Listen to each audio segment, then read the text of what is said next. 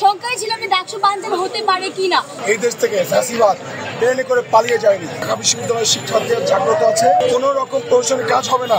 আবার কথা হচ্ছে যে আজকে কেন আপনি রিট করতে গেলেন? ঢাকা বিশ্ববিদ্যালয়ে আমরা থাকার কারণে সেই ধরনের কর্মকাণ্ড করে সফল হতে পারে না। আজকে শিক্ষার্থীরা তাৎক্ষণিক প্রতিবাদের মধ্য দিয়ে জানিয়ে দিয়েছে যে হাইকোর্ট সিদ্ধান্ত নিতে পারে না। আমি মিতু আক্তার আজকে 3:30টায় একটি সংবাদ সম্মেলনের আয়োজন করেছিলাম। সেটার কারণ ছিল যে আসন্ন ডাকসু নির্বাচনে 7 থেকে 10 তারিখে যে বন্ধ দিয়েছিল নির্বাচন কমিশন, একই সাথে সারা দেশে যে উদ্ভূত পরিস্থিতি তৈরি হয়েছিল এবং আমরা জানি 2 দিন আগে আমাদের নুরুল হক নূর ভাইকে যেভাবে মারা হয়েছে, সেই কারণে আসলে আমরা শঙ্কায় ছিলাম যে ডাকসু বানচাল হতে পারে কিনা। কিন্তু সংবাদ সম্মেলন শুরু করার আগে আমরা দেখতে পাই যে 21 অক্টোবর পর্যন্ত ডাকসু স্থগিত করা হয়েছে।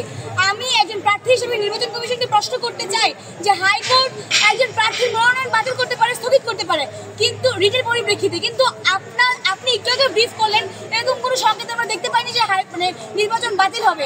এখন আপনারা আমাদেরকে একজন প্রার্থী হিসেবে আগে আপনারা কি বার্তা দিতে চান এবং আপনি আসলে আপনার স্পষ্ট বার্তা অবশ্যই দিবেন যে আমি মিতু আক্তার একজন প্রার্থী হিসেবে এখন আমার কি করণীয়। এই যে নির্বাচন স্থগিত হয়েছে, কেন নির্বাচন স্থগিত হয়েছে এর কিন্তু স্পষ্ট ধারণা আমরা এখনো পাইনি। কোনো রাজনৈতিক পদভ্রষ্টতা ছিল কিনা, কোনো রাজনৈতিক শক্তি এখানে কাজ করেছে কিনা, আমরা আসলে অবশ্যই এই সংখ্যাটাই ভুগছি।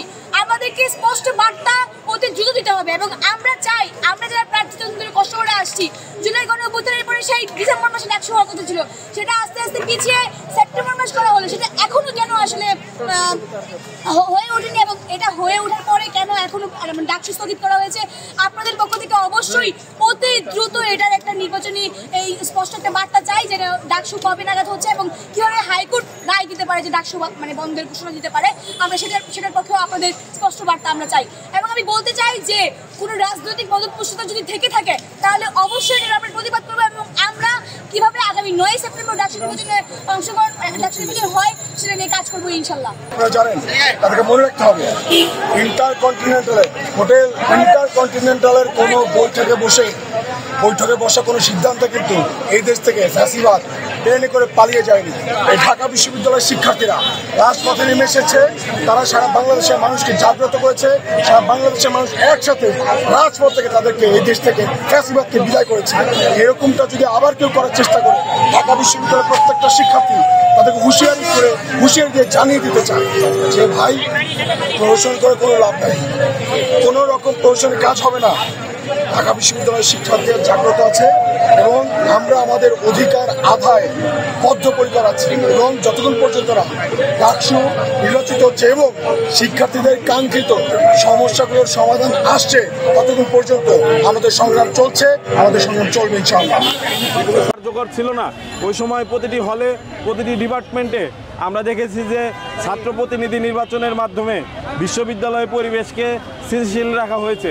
সেই জায়গা থেকে তাৎক্ষণিকভাবে একটি ডাকসু নির্বাচন আয়োজন যেখানে প্রয়োজন ছিল, সেই জায়গা থেকে আমাদের কিন্তু তাৎক্ষণিকভাবে ডাকসু নির্বাচন আয়োজন করা হয়নি এবং ডাকসু নির্বাচনের সময় অতিরিক্ত লেট হওয়ার কারণে আজকে কিন্তু জটিলতা সৃষ্টি হচ্ছে। ইতোমধ্যে আমরা দেখতে পাচ্ছি নিউজ মিডিয়ায় শুধু জাতীয় নির্বাচনের কথা, জাতীয় নির্বাচন কবে হবে। এখন কথা হচ্ছে যদি ছাত্র রাজনীতি আপনি গতিপ্রকৃতি ঠিক না করে আপনি জাতীয় নির্বাচনে যান, তাহলে কিন্তু ঢাকা বিশ্ববিদ্যালয় সহ সকল ছাত্রদের যে আন্দোলনের প্রতি আপনি অসম্মান করলেন, 24-এর গণ অভ্যুত্থানের নেতৃত্ব দানকারী যে ছাত্ররা তাদের প্রতি আপনি অসম্মান করলেন এবং বিশ্ববিদ্যালয়ের শিক্ষার্থীদের যে অধিকারের কথা যেটি তারা বলে বা বলতে চায় সেই জায়গাটা আপনি থামিয়ে দিলেন। কিন্তু আমরা দেখতে পাচ্ছি যে জাতীয় নির্বাচনের কথা বারবার আসছে। সেই জায়গা থেকে আমাদের কাছে মনে হয় যারা ক্ষমতায় যেতে পারে বা এরকম ভাবছে, সেই গোষ্ঠীটি বিচার বিভাগের উপরে চাপ প্রয়োগ করে এমনকি বিচার বিভাগকে কোনোভাবে প্রভাবিত করে এই ডাকসু নির্বাচনকে বানচাল করার পায়তারা করছে। এখানে আমরা দেখেছি যে বামপন্থী একটি সংগঠন, তাদের পক্ষ থেকে রিট করা হয়েছে ছাত্র শিবিরের ঢাকা বিশ্ববিদ্যালয়ের যিনি দায়িত্বপ্রাপ্ত SM ফরহাদ, তিনি GS পদপ্রার্থী ছিলেন, ছাত্র শিবিরের ক্যান্ডিডেট। তো সেই জায়গা থেকে আমাদের কাছে মনে হচ্ছে যে তার বিরুদ্ধে যদি সুস্পষ্ট অভিযোগ থাকে সেটি নিয়ে হাইকোর্টে যাওয়ার অধিকার যে কারোরই রয়েছে, কিন্তু হাইকোর্ট যদি তার একান্ত ব্যক্তিগত বিষয় নিয়ে পুরো ঢাকা বিশ্ববিদ্যালয়ের শিক্ষার্থীদের স্বার্থকে হুমকিতে ফেলে, তাহলে সেটা কিন্তু অবশ্যই প্রশ্নবিদ্ধ। আবার কথা হচ্ছে যে আজকে কেন আপনি রিট করতে গেলেন, এত লেটে কেন রিট করতে গেলেন? সে যে প্রার্থী হচ্ছে সেটি তো আপনি আগে জানতেন। যখন আপনাদের মধ্যে ওপেন ডিবেট হলো তারপরে আপনি গেলেন যে তার বিরুদ্ধে রিট করতে। কেন আগে সে দোষী ছিল না, এখন দোষী হয়ে গেল?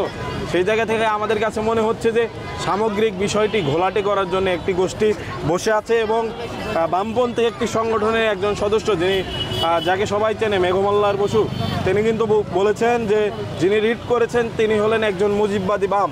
তো সেই জায়গা থেকে আমাদের কাছে মনে হচ্ছে যে ছাত্রলীগ সংশ্লিষ্ট যারা ব্যক্তিবর্গ এবং আওয়ামী ব্যাকআপে যারা চলেছে বিগত সময়, তারাই মূলত চাচ্ছে যে ডাকসু নির্বাচনকে পেছানোর জন্য এবং কোনো কোনো গোষ্ঠীর স্বার্থ মেলার কারণে তারা কিন্তু এই চক্রের সাথে বুঝে হোক না বুঝে হোক যোগ দিচ্ছে।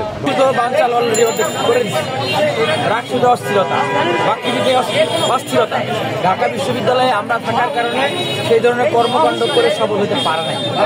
এখন শেখ হাসিনা স্টাইলে হাইকোর্টের ঘাড়ে বন্ধক রেখে এখন ডাকতে বিশ্ববিদ্যালয়ের শিক্ষার্থীদের উদ্দেশ্যে বলবো যে প্রিয় ভাই, প্রিয় বন্ধু, এটা কেবলমাত্র একটা নির্বাচন বা উৎসব নয়, এটা আপনার আমার অধিকার আদায়ের আন্দোলন।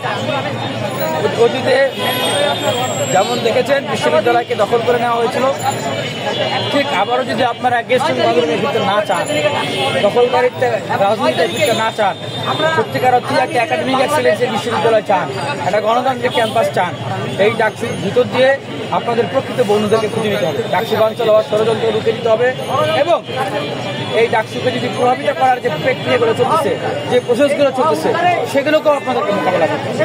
আপনাদেরকে এই ডাকসুকে পাহারা দিতে হবে। শিক্ষার্থীদের স্বার্থে আঘাত হানে এমন সিদ্ধান্ত হাইকোর্ট নিয়েছে। আমরা সে পরিপ্রেক্ষিতে আমরা তাৎক্ষণিক প্রতিক্রিয়া জানিয়েছি। আমরা বলেছি যে শিক্ষার্থীদের স্বার্থতা সেগুলো সিদ্ধান্ত সেটা হাইকোর্ট থেকে আসতে পারে, সেটা অবশ্যই শিক্ষার্থীদের মধ্যে থেকে যাবে, ঢাকা বিশ্ববিদ্যালয় ক্যাম্পাস থেকে যাবে। আজকে শিক্ষার্থীরা তাৎক্ষণিক প্রতিবাদের মধ্য দিয়ে জানিয়ে দিয়েছে যে হাইকোর্ট সিদ্ধান্ত নিতে পারে না। শিক্ষার্থীদের এত বছর ধরে জুড়ে থাকা তাদের যে অধিকার আদায় যে প্ল্যাটফর্ম, সেই ডাকসুকে বানচাল করা যাবে না। আজকে হাইকোর্ট সিদ্ধান্ত নিয়েছে শিক্ষার্থীদের প্রতিরোধের মুখে 1 ঘন্টার মধ্যে তাদের সিদ্ধান্তকে তারা স্থগিত করার মতো সিদ্ধান্ত আবার নিয়েছে।